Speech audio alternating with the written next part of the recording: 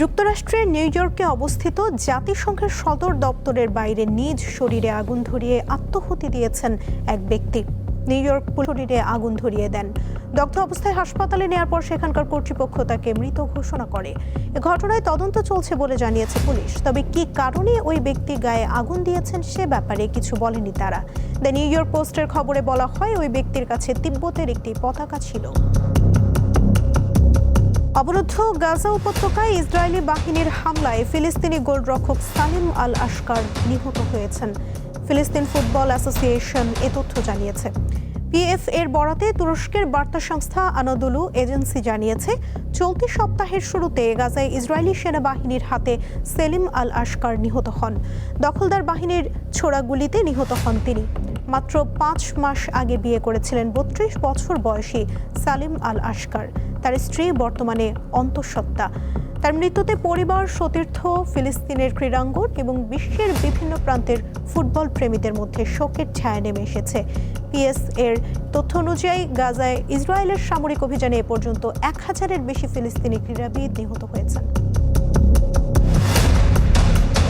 ইরানের সাবেক সর্বোচ্চ নেতা আয়াতুল্লাহ আলী খামেনির জানাজা ও দাফনের প্রক্রিয়া শুরু হয়েছে। মরদেহ রাখা হয়েছে তেহরানের গ্র্যান্ড মোসাল্লায়। হাজার হাজার মানুষের পাশাপাশি বিদেশের বিশিষ্ট অতিথিরাও শ্রদ্ধা নিবেদন করছেন। বাংলাদেশের পক্ষে অংশ নিচ্ছেন জাতীয় সংসদের স্পিকার হাফিজউদ্দিন আহমদ। তবে নিরাপত্তার কারণে অনুষ্ঠানে থাকতে পারছেন না খামেনির ছেলে, বর্তমান সর্বোচ্চ নেতা মোস্তফা খামেনি। হত্যাকাণ্ডের 4 মাসেরও বেশি সময় পর ইরানের ইসলামী বিপ্লবের অন্যতম নেতা আয়াতুল্লাহ আলী খামেনির চিরবিদায়ের প্রস্তুতি চলছে। যুক্তরাষ্ট্র ও ইসরায়েলের যৌথ হামলায় নিহত সাবেক এই সর্বোচ্চ নেতার কফিন এরই মধ্যে তেহরানের গ্র্যান্ড মোসাল্লায় নেওয়া হয়েছে। বিদেশি অতিথি ও হাজার হাজার মানুষ ভরাক্রান্ত হৃদয়ে মরদেহে শ্রদ্ধা নিবেদন করছেন। ইরানের রাষ্ট্রীয় গণমাধ্যম জানিয়েছে, গ্র্যান্ড মোসাল্লায় রাখা অন্যান্য কফিনের মধ্যে আছে আলী খামেনির জামাতা, বড় মেয়ে, পুত্রবধূ ও খামেনির 14 মাস বয়সী নাতনির মরদেহ। ইরানের পররাষ্ট্র মন্ত্রণালয় শুক্রবার জানিয়েছে, বিভিন্ন দেশের 8 জন সরকার ও রাষ্ট্রপ্রধান এবং 12টি দেশের পার্লামেন্টের স্পিকার সহ 100টির মতো দেশের বিশিষ্ট ব্যক্তিরা অনুষ্ঠানে অংশ নিচ্ছেন। এর মধ্যে রয়েছেন বাংলাদেশের জাতীয় সংসদের স্পিকার হাফিজউদ্দিন আহমেদ সহ বেশ কয়েকজন রাজনীতিবিদ। ইরানের কর্মকর্তাদের ধারণা, দাফন প্রক্রিয়ার অংশ হিসেবে কয়েকদিনের আনুষ্ঠানিকতায় 1,50,00,000 থেকে 2 কোটি মানুষ অংশ নেবে। একে শতাব্দীর সেরা দাফনের আয়োজন বলে অভিহিত করেছেন তারা। আয়াতুল্লাহ আলী খামেনির শেষ বিদায় ঘিরে জোরদার করা হয়েছে নিরাপত্তা, খোলা হয়েছে হাজারো সেবা কেন্দ্র।